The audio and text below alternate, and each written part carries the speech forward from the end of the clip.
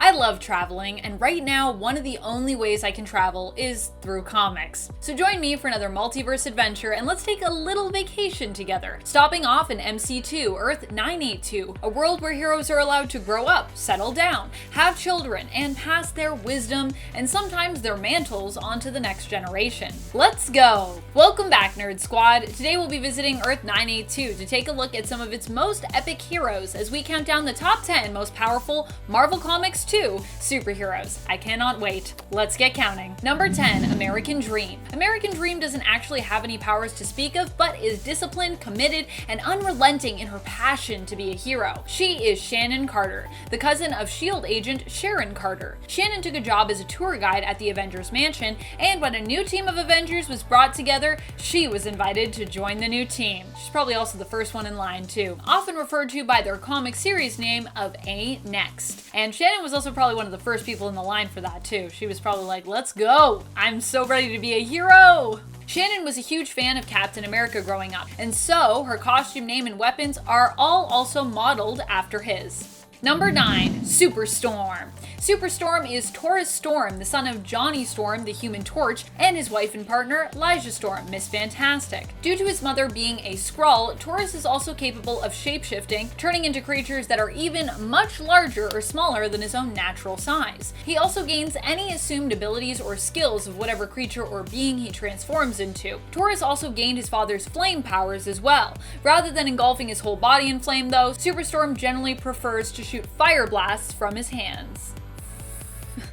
This is me shooting fire blasts. And friends, before we move on to our next spot, just a quick reminder to hit that like, hit that subscribe, comment, share, do all the things. Thank you. Number 8, Stinger. This version of Cassie Lang has actually heavily influenced her 616 counterpart, and will likely also influence the version of the hero we expect to see in the MCU. In fact, her 616 counterpart now looks almost identical to the MC2 version of the character. I'm not kidding, friends, take a look at this. Cassandra Lang is the daughter of Scott Lang, Ant-Man. She is a gifted scientist who works to improve and modify Hank Pym's tech. Her power set and levels are expected to be similar to her Earth 616 counterpart, and she is also known for her skill in size transformation, especially when used in combat. Cassie was one of the first to join up with the Avengers replacement team, Avengers Next. In addition to her size transformation, she also has implanted cybernetic wings, which her 616 counterpart also recently had added to her design in 2016. See what I'm saying? MC2's Stinger also inspired writers to give 616's Cassie Lang the same moniker. Cause yeah, she's Stinger now too. Number 7, Earth SENTRY. Earth SENTRY is John Foster, the son of William or Dr. Bill Foster, previously known as Giant Man or Black Goliath. While father and son were working together on a research mission focused on reforestation, two objects from outer space crash landed on Earth. One was a Kree Sentry, and then the other was a Kree spaceship. When Bill Foster found himself pinned under the door of the ship, John attempted to use a bioscanner interface in an attempt to free his dad and became transformed. John found himself turned half Kree, given a battle suit by the ship, and had knowledge downloaded from the ship's computers into his mind. With his newfound knowledge and these newfound powers, John decided to become a protector of Earth, taking the name the Earth Sentry. Number 6, ENERGIZER. Kate Power was ENERGIZER, one of the original members of the Power Pack. Like their Earth 616 counterparts, Kate and her siblings were granted powers by a Chimelian who crash-landed on Earth named Aelfire Whiteman. The biggest difference between her and her 616 counterpart is that she has just had more time to master her powers, and on Earth 982 is older. For reference, ENERGIZER on Earth 616 is already super powerful in the comics. Her powers allow her to disintegrate matter using it to charge herself up so she can fire explosive power balls out of her chest. What's more, she doesn't even use all the energy that she absorbs. If she did, it's believed that she would do loads more damage. So Kate is quite capable when it comes to her power set, and likely even more so in the MC2 reality where she is presented as being older. Here she doesn't just emit power balls either, but she also radiates with energy and can fire beams of it directly out of her hands. Number 5, Psylord. Franklin Richards might not be as powerful on the Earth of 982 as he is in the reality of Earth 616, but he still ends up being a pretty fierce hero. He is a member of the world's premier superhero team, the Fantastic Five. He ended up joining the team after his parents became trapped in the negative zone. Franklin's power set ended up being dramatically reduced to just telekinesis, but exposure to cosmic radiation also helped to boost what was left of his powers, turning him into an extremely powerful telepath and telekinetic in the end in his reality. Here, Franklin Richards is the only child of Susan Storm and Reed Richards. Number 4, Spider-Woman. Everyone's favorite spider child, Spider-Woman is also one of the most powerful characters in the MC2 universe. She was originally introduced as Spider-Girl, aka Mayday Parker, the daughter of Peter Parker and Mary Jane Watson Parker. Mayday would also end up having a little brother, baby Benji Parker. As Spider-Woman, May's powers are similar to her father's. She isn't quite as strong as her dad, though her strength is still insanely impressive in comparison to some other superheroes out there, but what she lacks in strength, she also makes up for in agility, being more dexterous than her dad. Number 3, Mayhem. While April Parker had a bit of a villainous streak to her, in the end she revealed herself to truly be a hero, sacrificing her life to save the original May Parker, Spider-Girl. April is the clone of May, who initially lashed out at May, attempting to attack her. There was a lot going on in April's head when she originally emerged from stasis,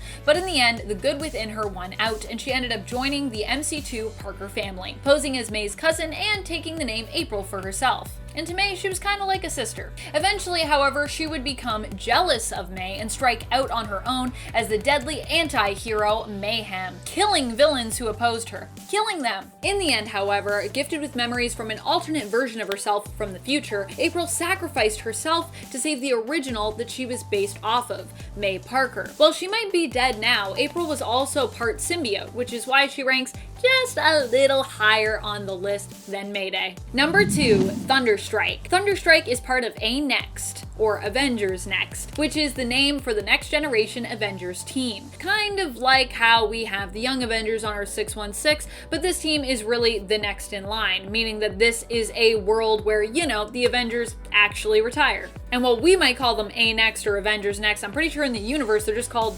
Avengers. Kevin Masterson is Thunderstrike, the son of Marcy Steele and Eric Masterson. Also Thunderstrike, but also known for a time as Thor, at least on Earth 616. Eric Masterson died in action, and eventually his mace, also named Thunderstrike, was passed on to Kevin, who now wields it as a hero himself, although it took him a while to actually be able to use it. Had to do a whole, bonding process with Loki. It was weird. It is believed that Kevin's powers are similar to his Earth 616 counterpart, meaning that his power level should be pretty ridiculous. His mace allows him to transform into a super strong, durable, and fast Asgardian-like persona. Like Thor.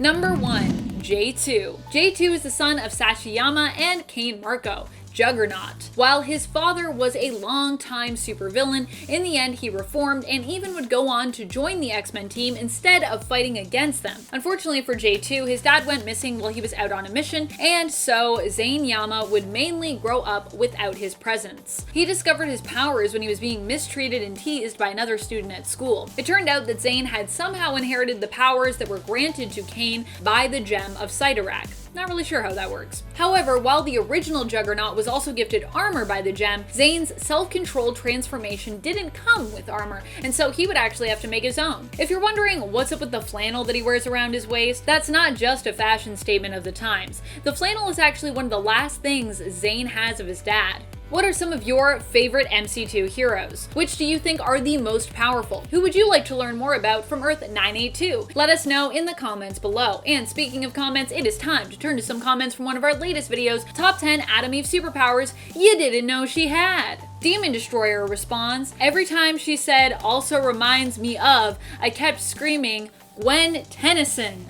So, fun fact, a lot of people were saying that in the comments, and Gwen actually first appeared in 2005, I believe, in the Ben 10 show, whereas Adam Eve has been around in the comics since 2003. So if anything, Gwen should actually remind you of Adam Eve, because Adam Eve was around for longer. Fun fact. Although I don't know if the creators of Ben 10 were actually inspired by Adam Eve or were reading Invincible or what's up there. But yeah, I can definitely see the similarities. Stargirl shares, Eve is without a doubt one of my favorite Invincible characters, mainly because she's an awesome badass. badass, and partly because she reminds me a lot of my other favorite characters from comics. Yeah, that's fair enough. Also, she's totally a badass. Trex Advent asks, do you think we will see Invincible getting together with Adam Eve in season 2 of the Invincible TV show?